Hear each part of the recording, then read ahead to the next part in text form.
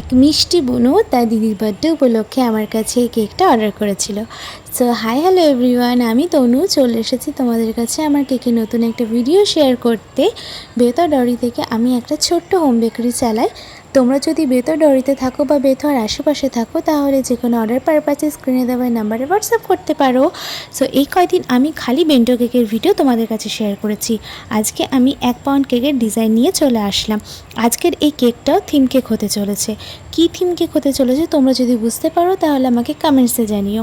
So আগের দিন আমি কেকটা ক্রাম কোট করে ওভারনাইট ফ্রিজে রেখেছিলাম, কারণ কেকটা যদি ওভারনাইট ফ্রিজে থাকে তাহলে খুব সুন্দর সেট হয়ে যায়। আর এখন যা গরম পড়েছে, দিনে দিন কেক বানিয়ে সেটা ডেলিভারি করাটা খুবই চাপের বিষয় হয়ে যায়। তো আমি তাও দিনের দিন কেক বানিয়ে ডেলিভারি করেছি এবং সেটা আমি রিভিউ খুব সুন্দর পেয়েছি। সেটা আমি তোমাদের কাছে অলরেডি শেয়ার করি যতটা পসিবল হয়। সো আজকের এই কেকটার ইনসাইড ফ্লেভার ছিল বাটারস্কচ।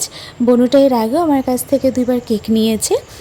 সে আমাকে কিছু রেফারেন্স পিকচার্স দিয়েছিল, দেন আমাকে বলেছিল দিদি এইগুলো কিছু একটা পিকচার্স তুমি অ্যাটাচ করে দিও।